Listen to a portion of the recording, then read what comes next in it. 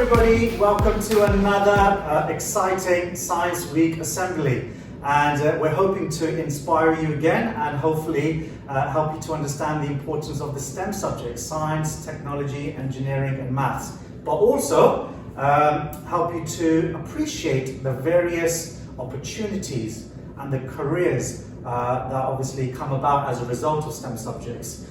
So we are very excited to talk to you about this year's theme, which is innovating for the future. And actually this ties in really well with what's going on at NASA and also on the surface of Mars. Now I wonder if you can shout out and tell me why the science community and everybody's so excited about what's going on Mars. What's on Mars? Absolutely. So we know that there is the Mars rover, which is called Perseverance, and I'm sure all of you watched Mr. Weston's brilliant assembly, which explained the engineering, the innovation, and the amazing journey that Perseverance has been on to be able to reach to the surface of Mars, and obviously send back all of this data, the pictures, the videos, even the sounds of what it's like to be on Mars. So it's really fascinating. I've been certainly following it. Have you, Miss? We have at home. Absolutely. So it's really exciting. If you haven't had a chance, please go on the website, as Mr. Weston has mentioned as well, and see what you can find out. Okay. Now I'm going to focus on, and collectively we're going to be doing lots of demos based on rockets. Now we know Perseverance is there, but how did it get up there? And it's as a result of the science and engineering of rockets which has allowed that to happen. So Mrs. Kill, what do you reckon? What is your favourite type of rocket? Well, I have two. I have two favourite types of rocket. Firstly, a family favourite, the ice lolly rockets. You can't forget those. But more importantly, I always like to be in the right clothing for school, whether it's hot or cold. Absolutely. So all of those rockets that send up the satellites that help us know what the weather is, what the weather forecast is. So that's one of my favourite types of rockets. Oh, I love that. I think I'm a bit more in the sense that I like to have a bit of a laugh, a bit of fun, mess around. So for me, I think it's definitely the Alcazelta rockets with the film canister. You must have had an opportunity to play around with those. If not, we will show you what they are a bit later. Okay, so yeah. So I wanted to share something with you guys. So as well as busy doing, dance classes, you can see Mrs. Adams and Mr. Bentley enjoying the scenery on Mars, chilling with Perseverance, as you do. But actually, you know what? Jokes aside, you can get onto the website and you can actually superimpose your pictures next to Perseverance or on the surface of Mars. So if you type into Google Mars booth, BOOTH, you can do exactly that. Have a go, okay? Right, so here is the actual rocket that took Perseverance into space. So this rocket is called Atlas V514, and it's an amazing piece of engineering. Without it, Perseverance would not be there. Okay, now let's talk a little bit about rocket. I don't want to bore you too much, but I think it's important to understand the science behind how rockets work.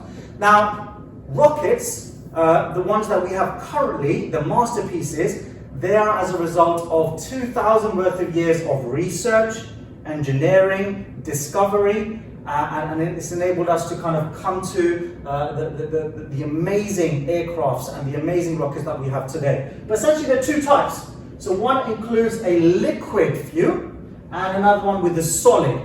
And you have, in this example here, the liquid fuel with an oxidizer. The oxidizer essentially has lots of oxygen because we know the fuel needs to react with the oxygen. And when they react, there's lots of exhaust, gases as a result of exhaust, which are released from the bottom. And that creates a force of thrust, which allows the rocket to go into space. In the case of the solid, again, the solid one is actually cheaper and easier to run. But the disadvantage is, the liquid one, you can control the amount of thrust, whereas with the solid one, you don't have that level of flexibility. But I think we've learned enough about rockets. I think it's time to have a bit of fun. And what we're going to do is we're going to show you loads of different ways of launching rockets. Some of them you can try at home, but others you cannot.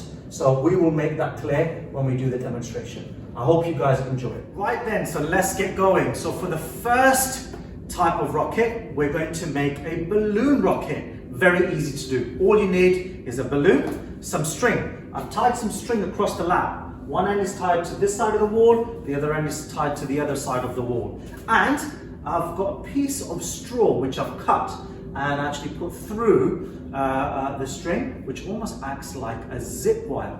Okay, so essentially, how will this work? You introduce some air into the balloon.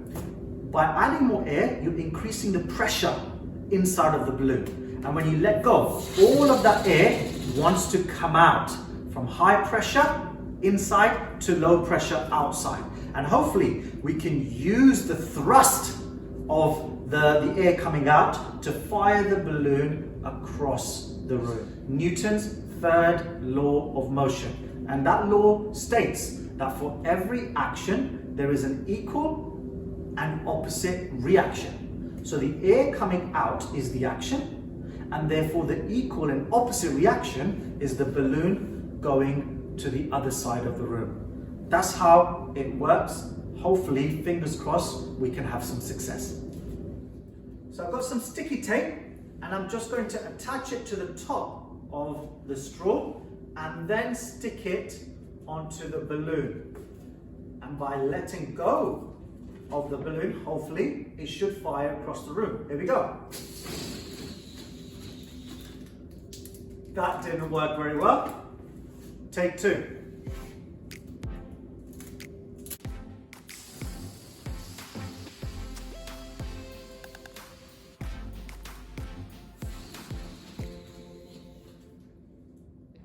Okay, so for this time, we're going to be doing launching a rocket using one of these Stomp Rockets.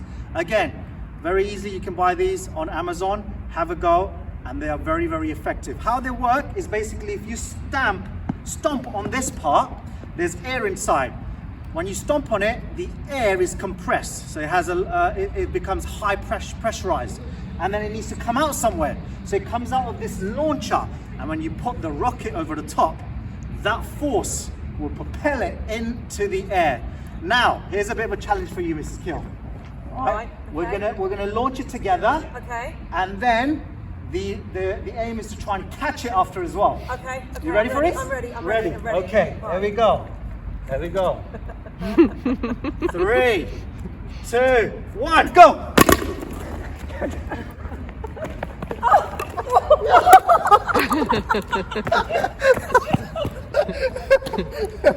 There we go. That's how you do it. Right there.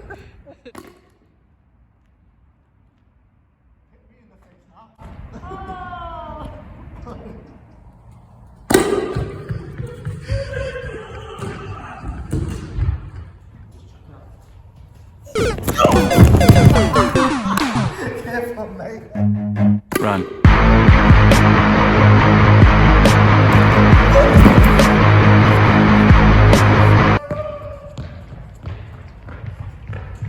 Third rocket, guys, this is the one that I was describing, my favorite one, with the Alcazelta tablets and your film canister. So for this to work, you're simply going to add a little bit of water into your film canister, probably a third, that's probably enough, and then you need to add about 1/4 to 1/2 of a tablet. Okay, so we'll do it now, and then hopefully we'll see how far this goes. Here we go.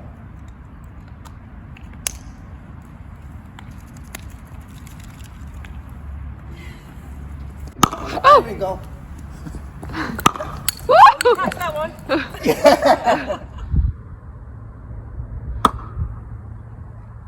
Okay, the Alcazelta tablets contain citric acid and it contains sodium bicarbonate, acid and alkali. And when we react them together, there is a particular type of chemical reaction. Year 7 and year 8, you should know this, neutralization reaction, but it produces lots of carbon dioxide gas as a product. And what happens is, when you place it into your canister, the carbon dioxide gas that's produced, it fills up the canister, the pressure increases, and when the canister cannot withstand that pressure, it pops. So the lid goes downwards, which is the action, and then you've got the equal and opposite reaction, which is the body going high up into the sky. Right, so I'm going to talk to you about another fuel, and this time it is a fuel in the form of a gas, methane gas that comes out of our taps in the lab. And essentially, methane gas can be cooled so that it becomes a liquid, and you can use it as a liquid propellant to fire and launch a rocket into space. And they have done lots of research to suggest that it is a very useful type of fuel for that purpose. Now, I wanted to show you the amount of energy that can be released by burning methane. So I'm going to actually hold some methane bubbles, which is essentially some dish soap in some water, and I'm going to bubble through the methane. Then I'm going to hold the bubbles in my hand and I'm going to light them on fire, and you will see that the bubbles will catch fire and there'll be a lovely display just over and above my hand.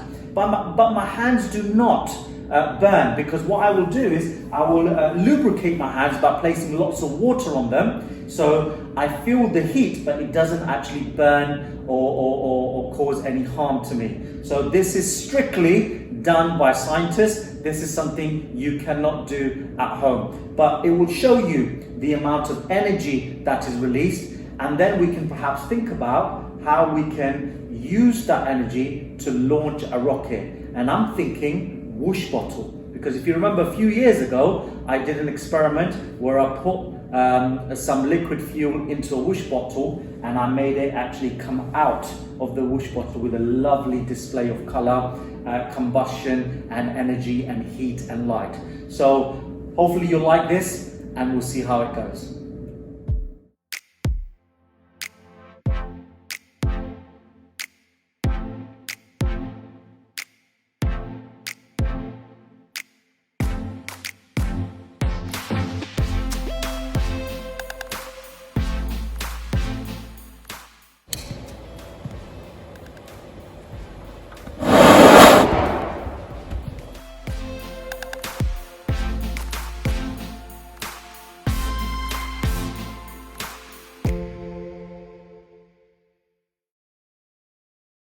We thought, how could we utilize that force coming out of the top of the whoosh bottle and turn it into a rocket? So we're going to put it to the side. We've done the same thing again, and we're going to light it to see if it actually fires across the floor. Fingers crossed, the building is not going to burn down. Anyhow, here we go. Are we ready? 3, 2, 1.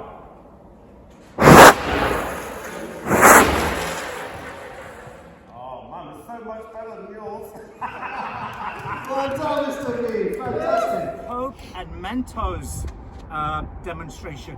Now, a lot of people have a misconception that this is a chemical reaction. It's not. It's not a chemical reaction. What happens is, as you put the Mentos into the Coke, there's lots of carbon dioxide gas, which wants to come out because it's been pumped in there with a lot of pressure. Now, when you put the Mentos in there, all the carbon dioxide rushes. All the carbon dioxide rushes to the Mentos, and then it builds up pressure and explodes out, and all of the Coke comes out with it.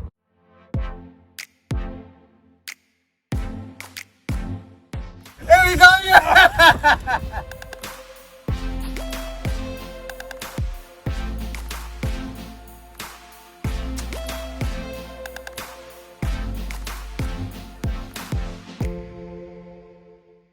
So for the next demonstration, I thought, how could we turn the Coke and Mentos demonstration into a rocket? So here's my idea. I'm not sure if it's going to work.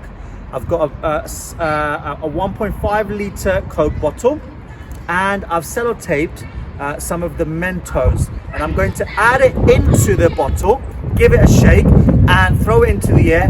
Hopefully when it strikes the floor, because of the pressure that it builds up, it will fire into the sky like a rocket. There's only one way to find out. Let's see.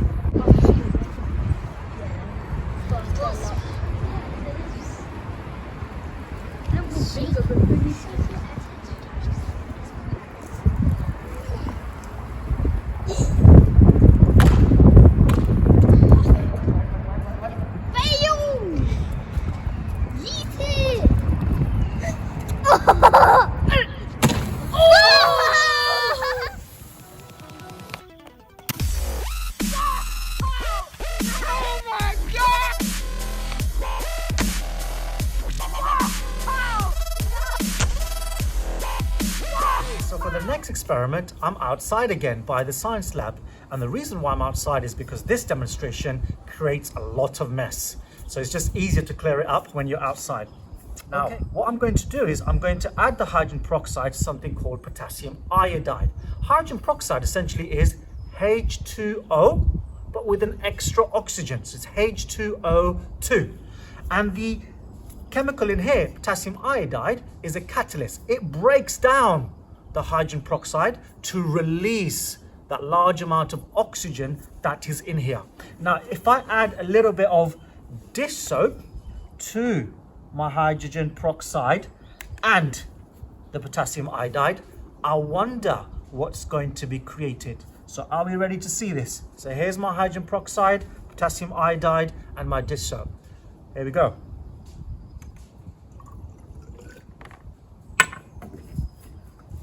Well, hey, and there is your elephant toothpaste. Amazing. Look how much is generated. So essentially, this is all of the oxygen in there released, but it mixes with the dish soap to give you this foamy effect. That's incredible.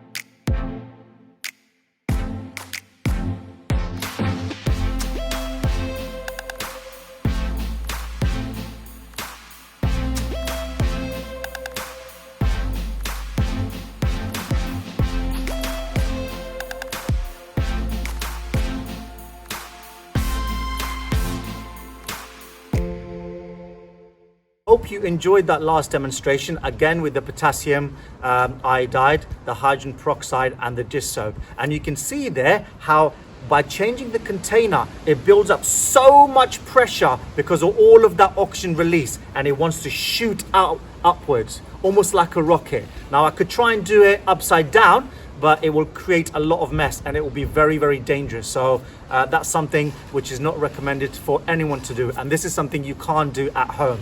Now, I was looking at that and it almost reminded me of something. And you know what it reminded me of? Like the most satisfying spot that you've ever popped, where all of the ooziness comes shooting out. I know it's early morning, but that's what it reminds me of. I hope you enjoyed these rocket demonstrations. We certainly had lots of fun doing them. So why not try it for yourself? Maybe you can make your own balloon rocket, or an Alcazelta rocket, or even the Coke and Mentos demonstration. So please do have a go. You only need very simple resources and they are very safe for you to try for yourself. Now, I want to finish this assembly by telling you a little bit about the different careers associated with rocket engineering. So what is engineering, first of all? Now, engineering is the designing, testing, and building of machines using maths and science.